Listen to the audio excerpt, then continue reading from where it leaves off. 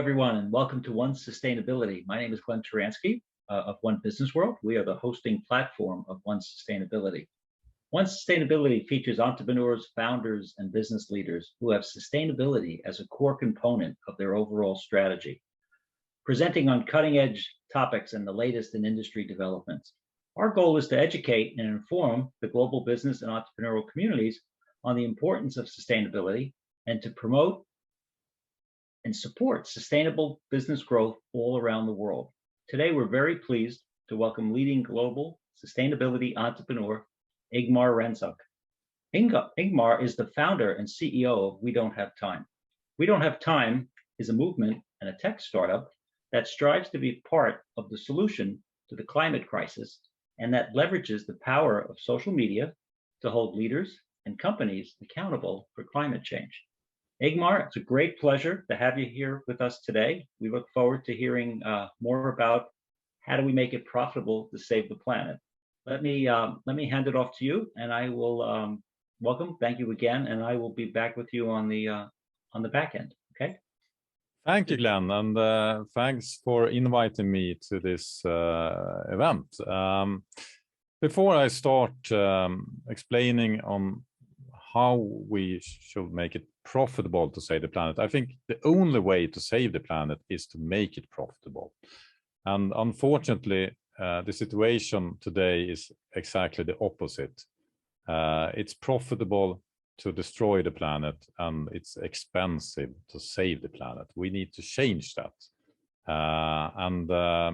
The We Don't Have Time platform is very much about doing that. Before I started We Don't Have Time, it's now 5 years ago, I was an entrepreneur in the finance industry, helping companies like BlackRock, JP Morgan, big banks, and also public traded companies to communicate to the financial market, to investors. But I don't do that anymore, because when I became a father myself, I started to read about the climate, and I realized that the climate change was not something that is a problem in the future. It's something that is playing out here and now, and it's happening very fast, and it's in fact a crisis that if we don't get this situation under control, our common future will look very, very bad. When you invest in companies, the whole stock market, everything is about that you invest in the future, that the future will be better than today. But climate change, if we don't stop it, will actually mean that the future will be bad. And in a future that you know is going to be worse than today, you will not invest anything at all. You will not have a hope or anything. So that was really how I came to read and educate myself about the climate crisis. And the more I read about this problem, the more I felt that it was something was needed to be done, and I wanted to contribute. My kind of, anti-inspiration was when Donald Trump won the US election. It became so clear to me that our world leaders will not solve this problem for us. So if they are not going to solve it, who will? And that was the seed of creating a global platform that connects everyone that wants to solve the climate crisis and have them to work together. It's an incredible power in that. Before I go into how we do it and what's needed to be done in order to make it profitable to save the planet, I would like to show you a short film about We Don't Have Time and what we are doing and what it's all about. We believe by rewarding climate solutions and warning all the polluters, we will make it profitable to save our planet and super expensive to destroy it. We must now zoom in on the quality and the implementation of plans, on measuring and analyzing, on reporting, transparency and accountability. We want to be better, and that's why we are open for climate dialogue. We want to know what you think, and so that we can improve. Let's give climate love to those that have the solutions. And let's send climate warning to those that needs to change. I invested in We Don't Have Time because actually I agree, we don't have time.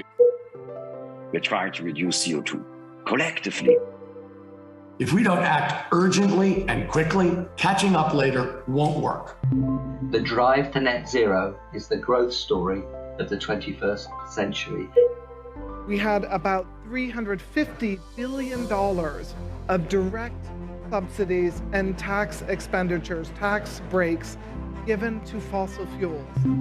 Have such an enormous mobilization of business, finance, civil society, and science all gathered here. We had halved our own emissions between 2012 and 2017 and are now at the 70% reduction. SSAB has decided to be the first steel company in the world to offer fossil-free steel to the market in just a few years. There's lack of clarity and it just feeds greenwashing and delays meaningful action. We just have to go quickly. We have the technology. We don't have to develop technology. We're going to create this huge wealth transfer from energy producers, who represent a tiny minority of people, to energy consumers, who represent all people. We are in a climate emergency, and we are very far from where we need to be. Get ahead of the curve or you're going to lose. I was able to attend one demonstration that kicked off at Kelvin Grove all the way to George Square, and we had a lot of activists. What I feel that I can bring is a young audience that maybe doesn't know what to think about climate change. What is happening here, negotiating, it's so wrong from our perspective. You don't put a price on your mother. Now, personally, I don't believe the fossil fuel industry should continue to be allowed to operate the way it's been operating for the last several decades. We want to bring a voice to all the new solutions, the new ideas, the new entrepreneurs who are out there trying to kind of make a break and create this new climate economy. They're setting a great example, and there's lots of other big businesses that should follow their example. I really want to urge everybody just to be thinking more about land use and not just electrifying vehicles to, maintain the environment that got us here today. They want to ban the word burgers, sausages, and steaks from being used on vegan and vegetarian products. Tell them what they do so that they will be encouraged to do more. And together with the community or users, we share this to millions of people on social media, so this is getting noticed. Let's bring in Shweta Chakrabarty tonight, risk and behavioral scientist and president of U.S. operations for We Don't Have Time. As the name says, we don't have time. ستوكهولم مؤسس منظمة ليس لدينا الوقت. We don't have time. السيد إنغمار رونسبورغ.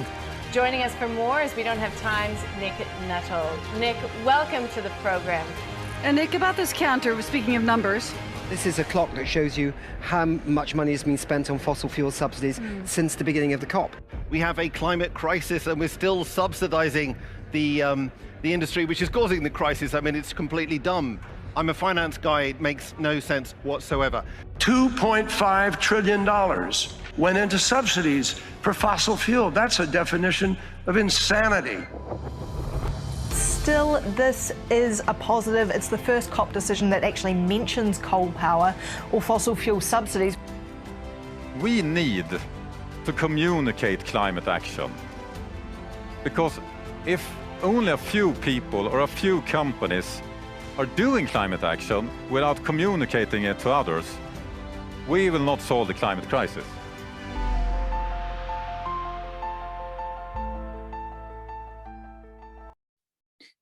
So what We Don't Have Time is all about is communicating climate action and solution and have more people to follow. And also reward all those that have started to doing the right thing so that more people will look up to them and do the same. And when customers, when investors see that companies have a good climate score, they will buy their product, they will make them more profitable than the alternative. So we really must make it profitable to save the planet. And I have actually some good news to start with. And that is that we're leaving the fossil fuel-based economy behind. And we're now entering the renewable economy. About 75% of all emission in the world is from energy use. So this is really an energy challenge. We need to transform all energy produced to fossil-free, to renewable or fossil-free alternatives. And we're actually going to do this, and the change has already started. One example is that in the European Union, last year was the first year where the electric production, where more than 50% were from renewables for the first time in history. In UK, they don't, coal power is not something that is the majority, and there's also renewables being the majority also there. And more companies wants to go fossil-free. They want to belong to the future. United Nations, they have an initiative called Race to Zero. And that is an initiative for all companies, investors and cities can join this initiative.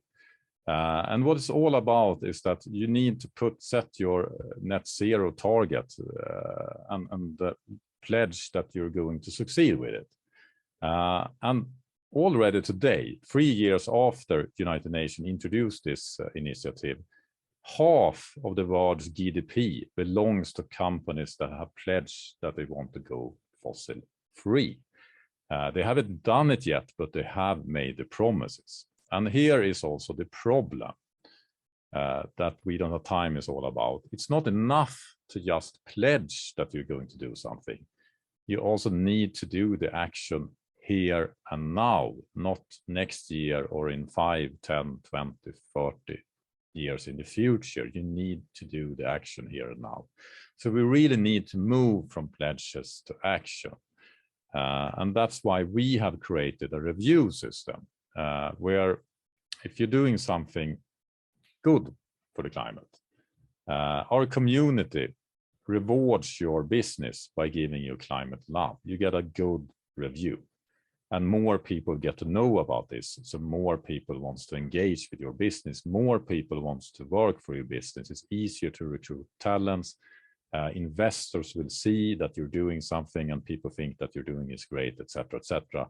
And that will help you to blossom. That will help you to profit from doing the right thing. But on the other hand, if you're doing the wrong thing, you're a lagger, you don't do the climate action, you still pollute a lot. Our community gives you a climate warning instead. And the same company could, of course, receive climate love for what they do good and climate warning for what they do bad. Companies is thousands of people, and they often do both good and bad. And what we want to do is to highlight and reward for that is the good action, so that the people inside the company that has done those, that are responsible for the good action, get credit for it, they get promoted, they get more ideas, more resources, more money, more budget to do more good things. On the other hand, the people that are not doing the good things, they get climate warnings, so companies need to know what to change and what not to do. This drives change. And the way your platform works is that it involves everyone. It's not us that are giving those climate love or climate warning. It's our community. And the community itself is a lot of business people. It's a lot of engaged consumers, activists, people that wants to see change happen in the world. They will follow your company's progress. They want to see what you are doing. And when you're doing something great, they will tell you that. But they will also help you improve if you can do something in a better way. So they give you reviews and they give you feedback, and you can see how your influence, what people think of you based on your total score. And that also guides people. So if you get a really great job offer from a company, you could go to our platform and you could see what is this company actually doing for action. And our platform is not a sustainability report that you do once a year. This is something you can see in real time, exactly as the stock market. Every public traded company have a price. You can see if the investors like what they do, they buy the shares go up, the value increases, it will be more profitable. And if they do the wrong thing, they sell your share, the price go down, and you will be less profitable, you're hard to get finance, etc. We are doing the same, but for companies' climate efforts instead. We are also doing a lot of broadcast, because we can't just talk and do those things in a bubble with like-minded people. We also need to influence the millions and billions of people. And last year, we had over 40 million viewers from our climate summits that we broadcasted, that you saw earlier in the video. The community that uses our platform today, it's a global community. We have members in over 140 countries, and it's everything from academics, business leaders, investors, policymakers, journalists, activists, and engaged consumers. But what all connect them is that they want to contribute and they want to focus on the solutions. Our platform is not about shaming companies. It's about telling companies what they do great, give them reward, and also advise them on what to improve. And we work with companies and organizations. In fact, we want to be the platform where every company with net zero commitments should communicate the progress. And today we already have 200 companies and organizations on board. And it's everything from big corporations like Ericsson, British Telecom, to United Nations Development Program that are communicating what they do and that are engaging in our community. And the impact we have is much more than those 200 companies that are active on a platform, because what you can do on the platform is that you could give climate reviews to every company out there, even if they're not active on the platform. And if enough people agrees on those reviews, we contact the reception and we ask for a response, an answer. And we hope that they will change if they receive climate warning, and we hope that they are really proud when they receive climate love.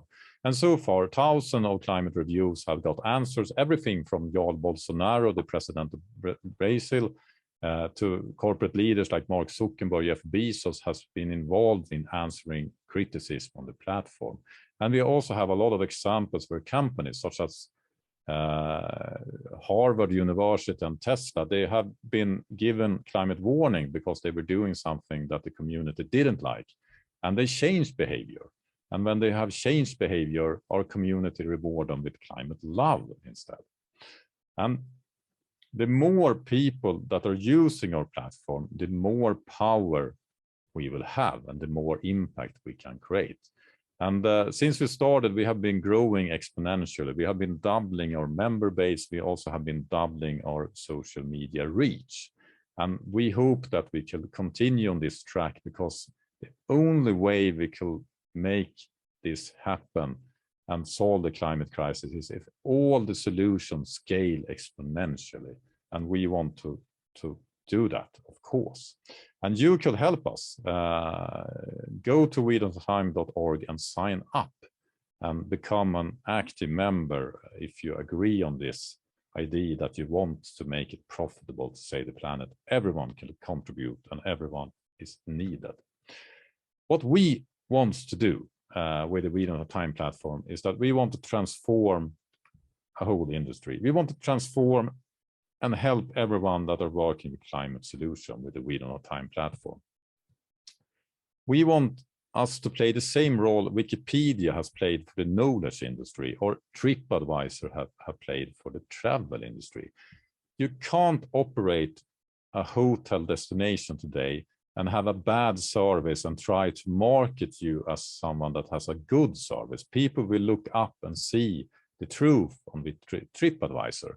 So instead of putting the money in the marketing budget, bragging about that you have a service you don't have, you need to put this money to improve your service. And when you do that, people will tell other people and your hotel will blossom. That is what we see. It should work for companies' climate efforts. It should be rewarded when you're doing the right things. Our business model, we ourselves is not an MGO. We are a business. We are a for-profit company, because I believe that the only way we can solve the climate crisis is that we make it profitable to save the planet. And we must lead by example. So we are a business. I don't know how to build anything else. I'm an entrepreneur. And so far, we are also increasing our revenues with more than doubling.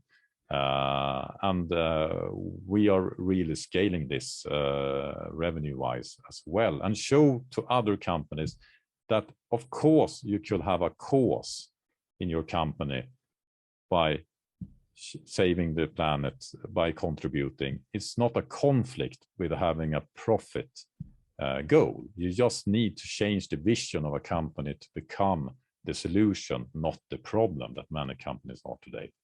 So I started this by telling you the good news that we're leaving the fossil fuel-based economy behind.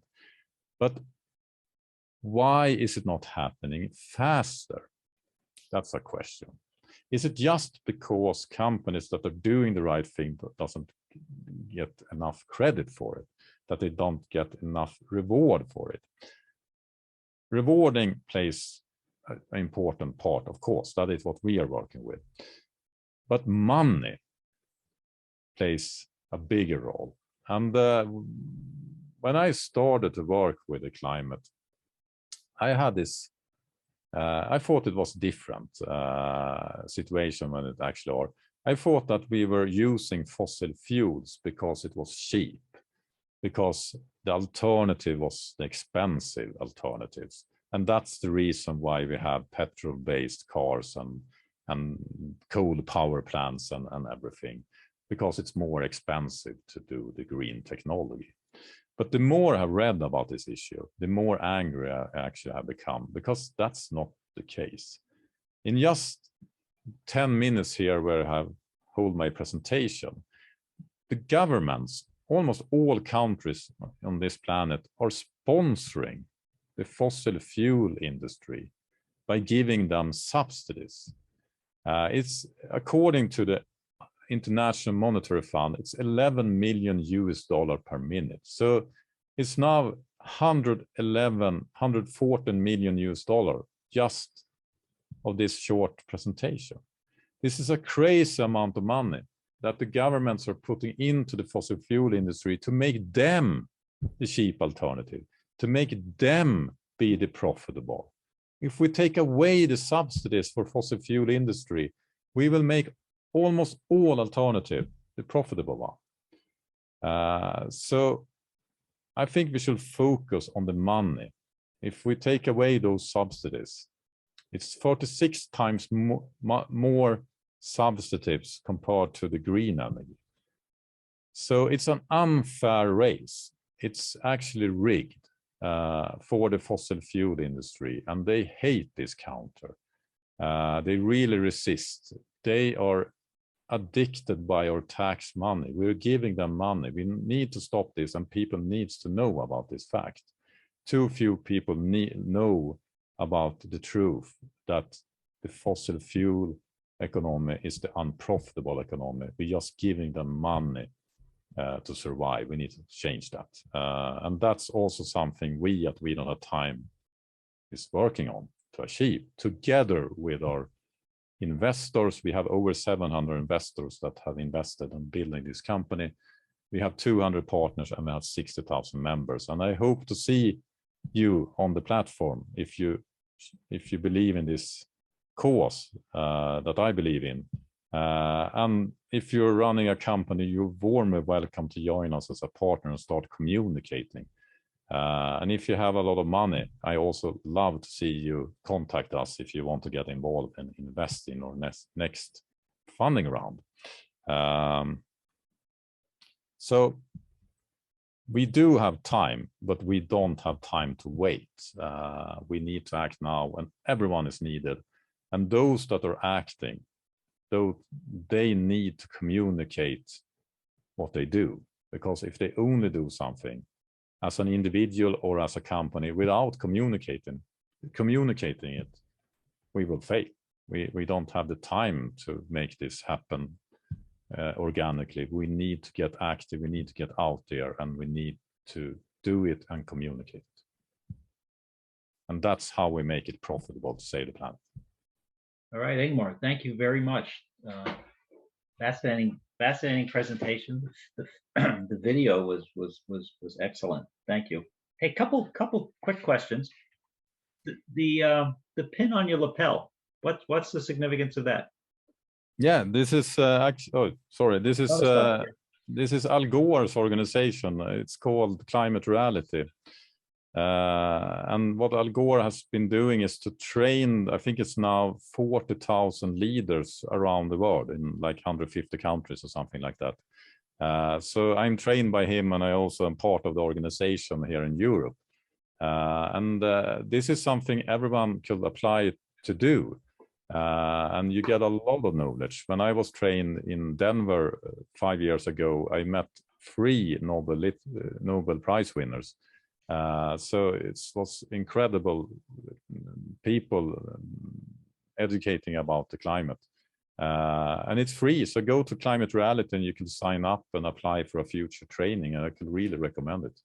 When I was with the New York Stock Exchange, we had an environmental conference seminar. We had people presenting, and our luncheon speaker was Vice President Gore. He came and he did his Inconvenient Truth. I guess it was the book was published. I'm not sure if the film was out yet, but I tell you, he held the audience in the palm of his hand. He knows his stuff. It was a pretty impressive presentation.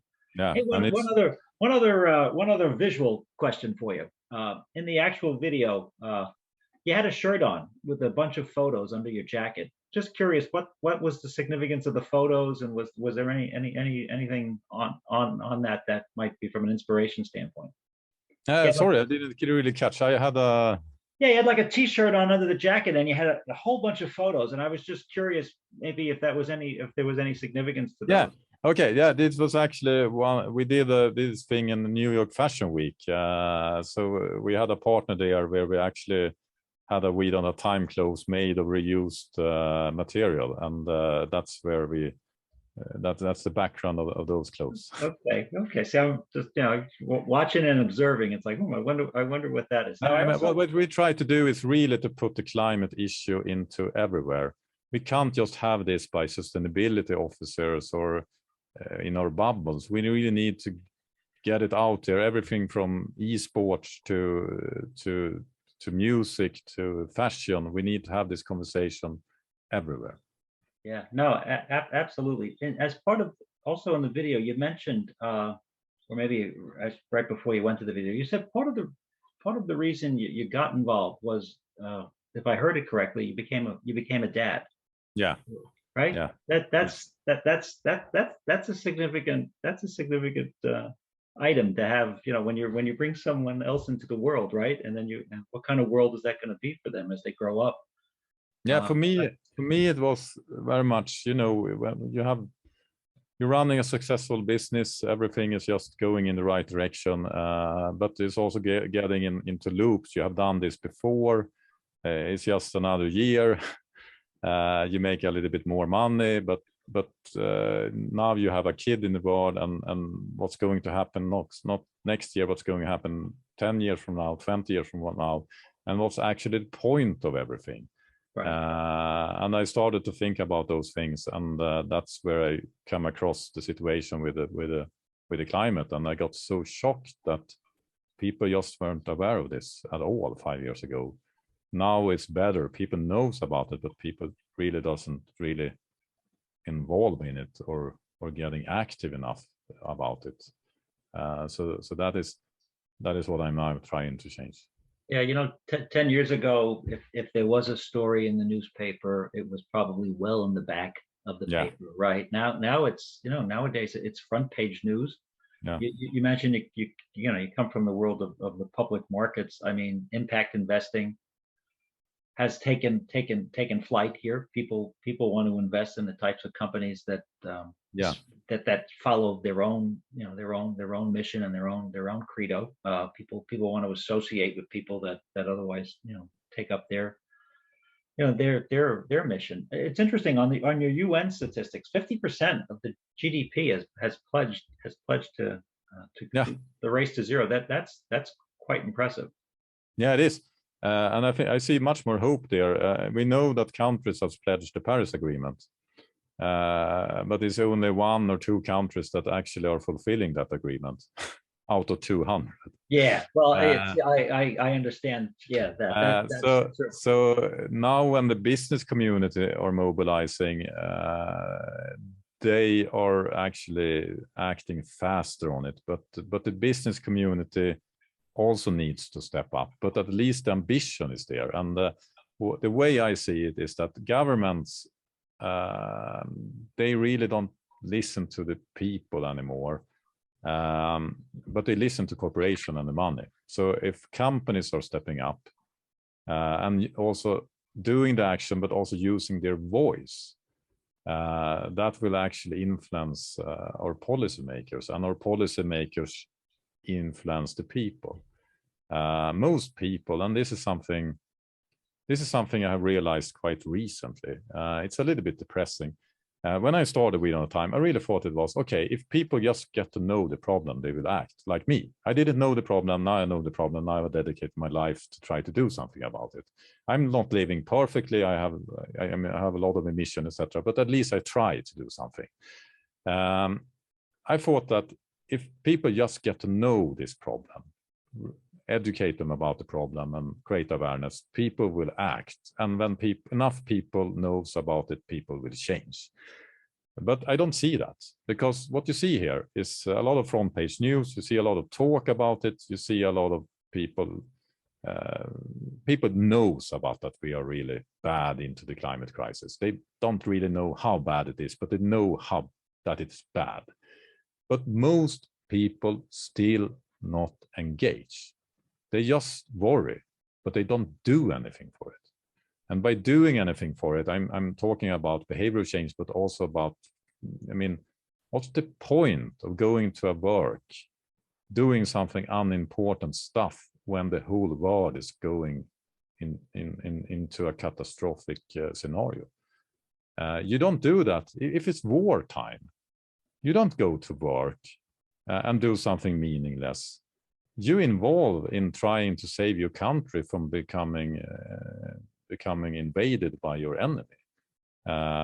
You get involved, you join the army, you do stuff. But in the climate crisis, there's a lot of people acting. We have 60,000 members on the platform. In the COP meeting, there were 40,000 delegates there. But we're talking a few people here. Most people, they care, but they don't care enough to do something. So the climate crisis is really not a scientific crisis. We don't need more climate science. We need behavioral science. We need to figure out how do we actually get people active. And I think people want to become more active, but we also have a fossil fuel industry that controls much of the information flow in the world and have a lot of power, and they are doing a lot of work in order to confuse people and have them to not act. You always have this debate. Okay, is it bad with electric cars because the battery, or maybe it's not a solution, maybe this is better, this is worse, etc. And that's a really great strategy to just go on with business as usual. So in order to win against the fossil fuel industry and the interest trying to protect the business as usual, we need more people get active out there. And I think one thing is that many people feel powerless. So they take this feel of being powerless as an excuse to don't engage. Yeah. I mean, you'll get sometimes what difference can I make, right? Why but should people are not powerless. I mean, look at people that are creating change. Look at Greta Thunberg, 15 years old girl, started a global movement by sitting in front of the parliament. And of course, everyone is not Greta Thunberg, but you see so many other people that just do something, and suddenly they're creating a chain of reaction, and you don't need to change the world in order to do something. You can just do something. It will feel much better, I promise. As you mentioned, again, it's much like anything else. It's disruptive, and you're trying to change behavior. I mean, you mentioned TripAdvisor and Wikipedia. Again, those are movers and shakers. As you said, if you're in the hotel business, you can't ignore something like TripAdvisor. You have to be engaged, and engagement is always important in any kind of mission, I think, or any kind of cause. Clearly, I mean, as you said, funding certainly helps, right? It's to advance any kind of cause or mission. You need the ability for funding, but I think also from an activity standpoint, and the more people that you have engaged or on your platform or viewing your content, I think it's a plus. One of the interesting things that I found in your presentation is the whole concept of the warning and the love, right? The fact that you're giving warnings and you're not just, for want of a better phrase, blacklisting somebody. You're giving them an opportunity. You're giving them an opportunity to say, "Hey, listen, you could do better, and here's how." And I think that's a tremendous way to do it. I mean, it's very important because companies are not evil or good. Companies are a lot of people inside them. And if you have a company, even in the fossil fuel industry, you have a lot of people there that wants to do something for the climate. And we want to help those people inside the companies. And you're not helping a company if you're telling everyone that this company, everyone works for this company, is evil. That will turn everyone inside that company against you. That will create evil. So what we're actually proud of is that we have actually, I think we have got answered from climate warnings that have been sent to all big oil companies. So they are really care about, they don't want to have this criticism. So they are answering it, and we have a dialogue there. I think they do too less, but at least they are involving in a dialogue. And I think we should have a dialogue with everyone. We can't, the society today has really gone in the wrong direction. It's mostly, I think it's fueled by the social media, where you only talk to like-minded people. So when people see someone that don't agree with them, they just blacklist them and stop talking with them. But that will not make them go away. We still we must have diplomacy in the world. We need to talk with all countries, even if you don't like them. You need to talk with them. And the same thing is true with companies. You need to talk with those that you don't think do the right thing. And that's really what We Know the Time is all about, is to facilitate this dialogue. No, having the conversation, or having the courage to have the conversation, and not just run off. You know, it's like a high school dance, right? Don't run off to opposite corners, right? Come towards the middle, right? Exactly. And traditional media is often not so good at this. They often have decided on the story they want to run, and they just get the quotes and they put this quote into a context where they will prove their story. And that's not a dialogue.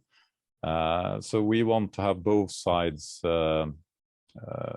opinion.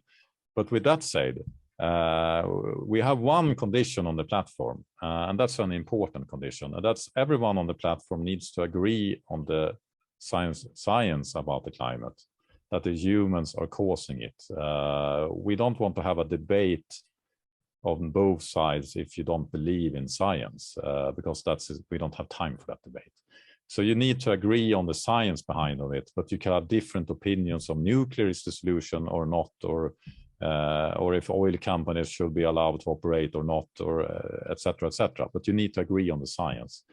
That's an important rule that we have Well, it gives you a running start then, right? Because then at least you're coming to the table of at least, okay, you're not sitting there denying something. You're coming to the table of a certain kind of frame of mind, and then let's shape that frame of mind. Let's debate what might be the best way to in fact go forward. But I mean, with 60,000 members, 700 investors, and 200 partners, and I think you said over 200 companies. I mean, that's a great audience. It's a great kind of foundation here and really the sky's the limit as you go forward with trying. Our slogan is "Together we are the solution."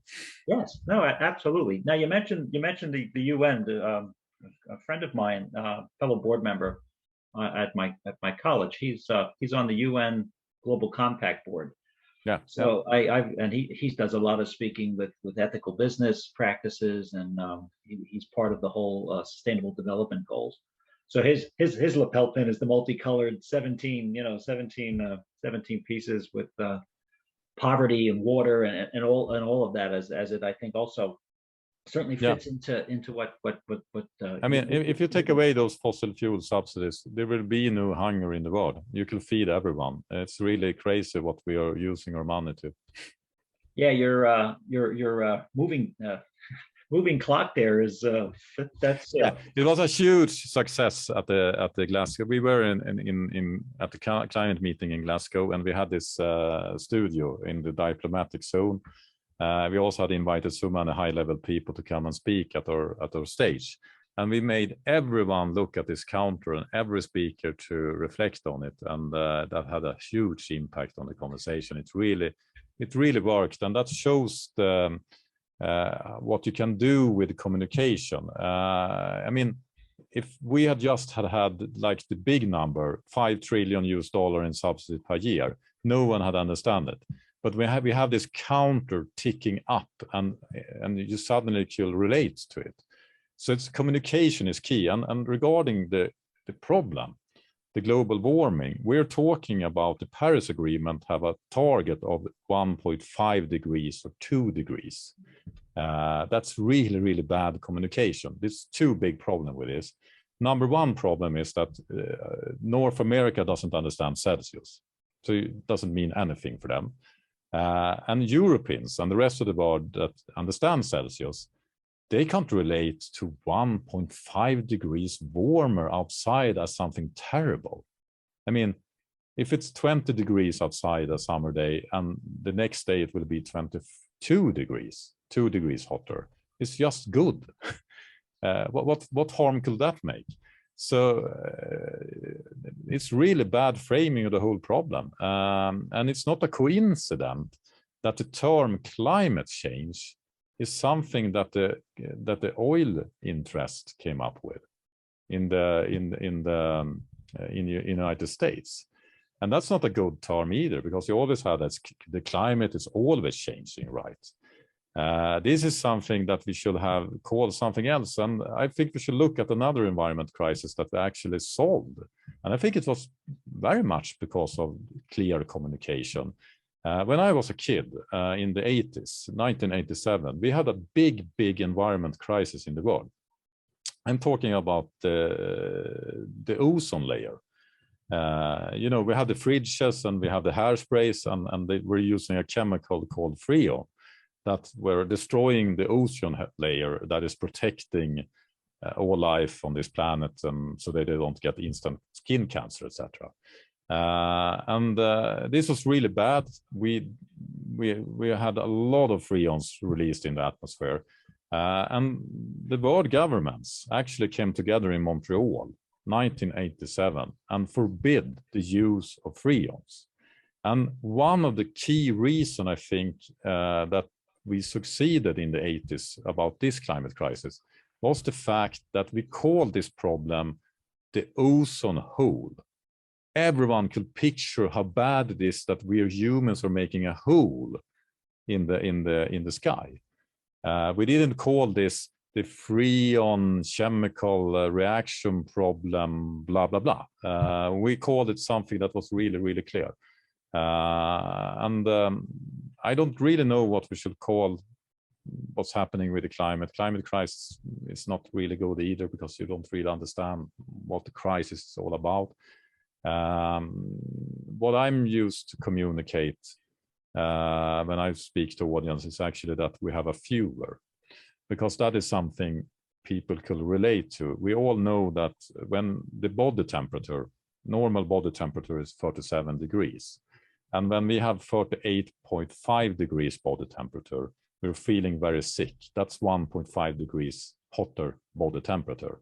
And we also could relate to that if we have like 41 or 42 degrees body temperature, we can't have that for long, we will die. And that is exactly the case with the climate. If we don't reduce the emission radically, we will have, in my lifetime, we will have 42 or 43 degrees fewer permanently. Our civilization will not survive. It's not something that is going to happen to your kid. It's something that's going to happen to you and me in our lifetime. Why the hell are we doing pension savings if we understand the climate? If there's no world to spend it in down the line, right? Yeah. Makes sense. Now, again, communicating, transparency, all incredible, important parts of getting the message out. Ingmar, this has been fascinating. You did a wonderful job, very enlightening, and we appreciate you being with us today. We don't have time, so we're wishing you best of luck in the future. What a tremendous organization. Please stay in touch and let us know how things are going. I mean, you're doing some wonderful work here. It's a great mission. It's a great cause here for you. And again, you're coming from the world of business and finance. You're recognizing that you want a better world for your children.